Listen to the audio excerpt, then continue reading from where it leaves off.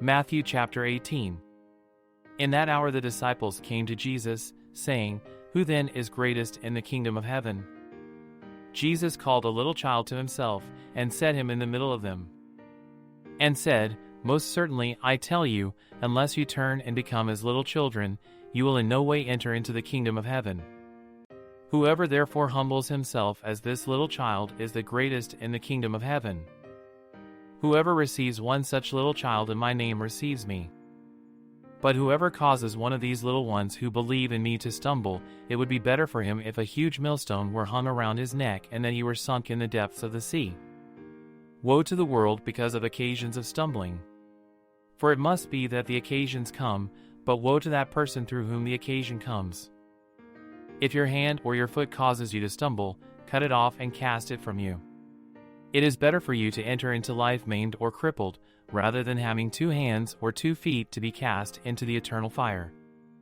If your eye causes you to stumble, pluck it out and cast it from you. It is better for you to enter into life with 1 eye, rather than having 2 eyes to be cast into the Gehenna of fire. See that you don't despise one of these little ones, for I tell you that in heaven their angels always see the face of my Father who is in heaven. For the Son of Man came to save that which was lost. What do you think? If a man has 100 sheep, and one of them goes astray, doesn't he leave the 99, go to the mountains, and seek that which has gone astray? If he finds it, most certainly, I tell you, he rejoices over it more than over the 99 which have not gone astray. Even so it is not the will of your Father who is in heaven that one of these little ones should perish. If your brother sins against you, go, show him his fault between you and him alone. If he listens to you, you have gained back your brother. But if he doesn't listen, take 1 or 2 more with you, that at the mouth of 2 or 3 witnesses every word may be established. If he refuses to listen to them, tell it to the assembly. If he refuses to hear the assembly also, let him be to you as a Gentile or a tax collector. Most certainly, I tell you, whatever things you bind on earth will have been bound in heaven, and whatever things you release on earth will have been released in heaven.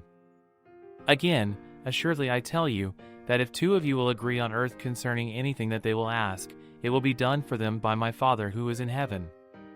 For where 2 or 3 are gathered together in my name, there I am in the middle of them. Then Peter came and said to him, Lord, how often shall my brother sin against me, and I forgive him? Until 7 times? Jesus said to him, I don't tell you until 7 times, but until 70 times 7. Therefore the kingdom of heaven is like a certain king who wanted to settle accounts with his servants. When he had begun to settle, one was brought to him who owed him 10,000 talents. But because he couldn't pay, his lord commanded him to be sold, with his wife, his children, and all that he had, and payment to be made. The servant therefore fell down and knelt before him, saying, Lord, have patience with me, and I will repay you all. The lord of that servant, being moved with compassion, released him and forgave him the debt. But that servant went out and found one of his fellow servants who owed him 100 denarii, and he grabbed him and took him by the throat, saying, Pay me what you owe. So his fellow servant fell down at his feet and begged him, saying, Have patience with me, and I will repay you.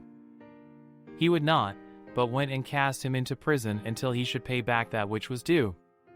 So when his fellow servants saw what was done, they were exceedingly sorry, and came and told their lord all that was done.